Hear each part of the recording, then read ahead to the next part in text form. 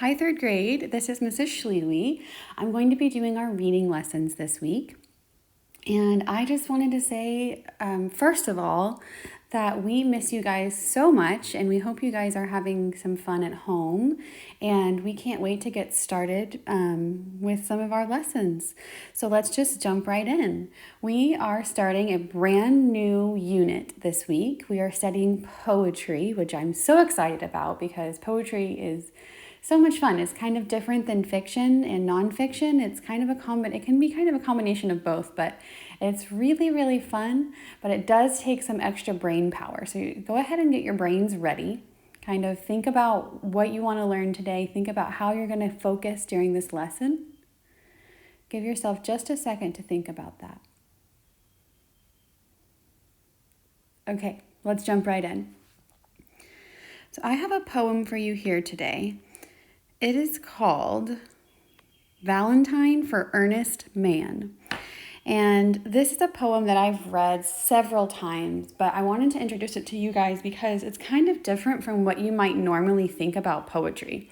Sometimes when we think about poetry, we think about like short, sometimes they're kind of silly, sometimes they're about nature, but this one is kind of different from what you might normally expect from poetry. So I wanted to show you guys this one today. So when we look at poetry for the first time, anytime you look at a new poem, you really want to start by previewing the text, which is something that you've learned about a lot in the past. You've learned about previewing when it comes to fiction and nonfiction. And poetry has something in common with fiction and nonfiction. And that's that you definitely have to preview the text. So let's go ahead and preview this text here together. And let's see what we notice.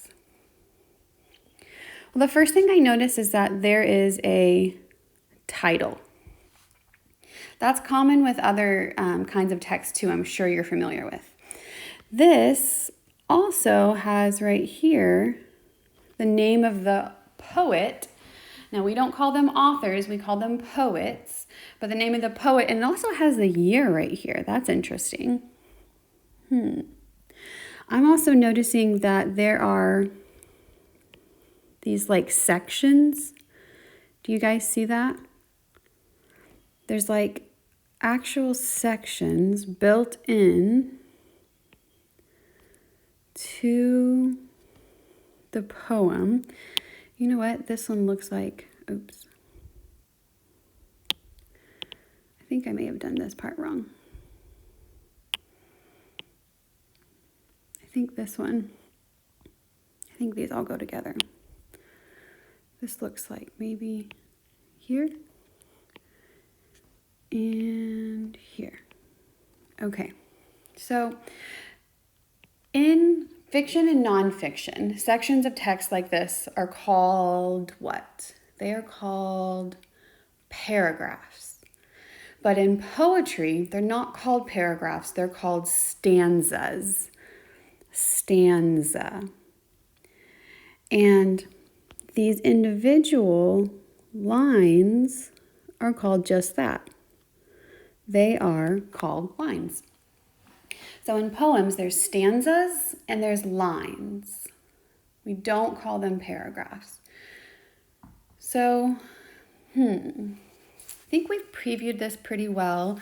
I'm also noticing, you know what I see a lot of? In this text, I see a lot of quotations like this. Have you guys noticed that? Take a second to see what else you notice here in this poem.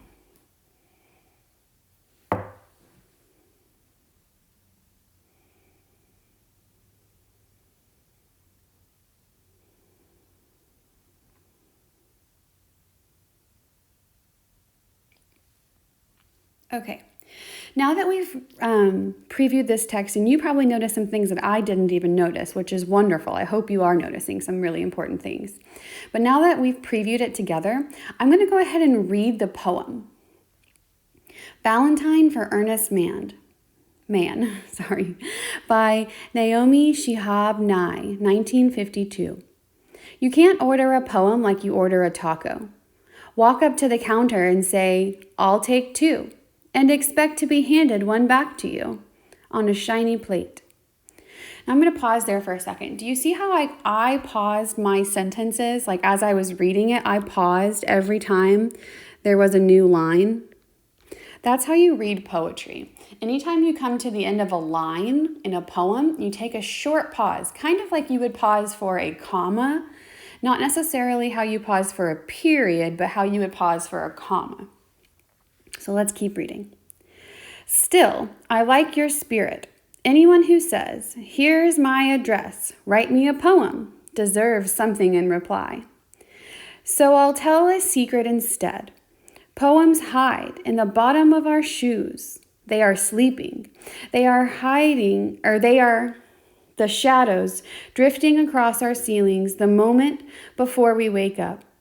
What we have to do is live a way that lets us find them. Once I knew a man, you know what? Actually, I'm going to go back and reread part of that stanza. That's something that's really important in poetry, is rereading things.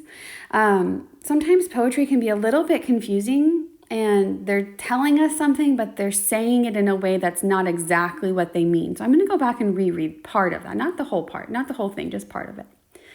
So I'll tell a secret instead. Poems hide in the bottom of our shoes. They are sleeping. They are the shadows drifting across our ceiling the moment before we wake up. What we have to do is live in a way that lets us find them. I wonder what that means. That's so interesting. Let's read the next stanza. Once I knew a man who gave his wife two skunks for a Valentine. I'm going to read that again. Once I knew a man who gave his wife two skunks for a Valentine. He couldn't understand why she was crying. I thought they had such beautiful eyes. And he was serious. He was a serious man who lived in a serious way. Nothing was ugly just because the world said so. He really liked those skunks. So he reinvented them as a Valentine, and they became beautiful, at least to him. The poems that had been hiding in the eyes of the skunk for centuries crawled out and curled up at his feet. I'm going to reread just that bottom part again.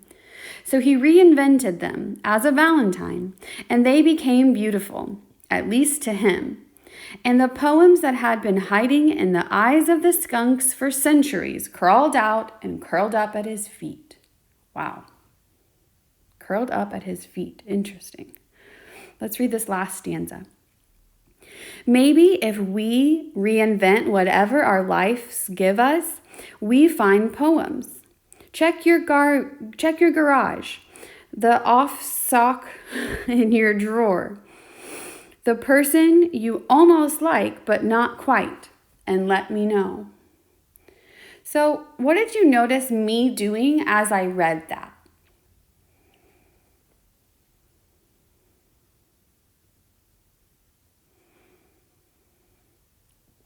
Well, as I was reading it, I paused at the end of every line because that's a characteristic that poems have.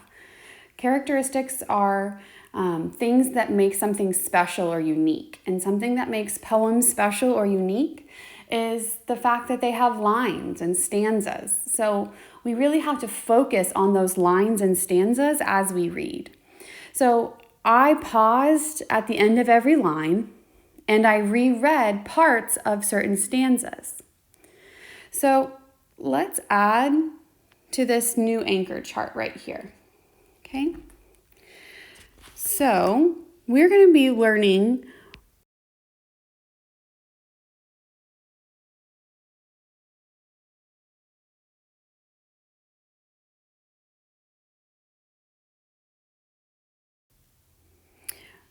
ways readers read poetry with power. So the first thing that readers do when they're reading poetry with power, the first thing is they stop to notice characteristics.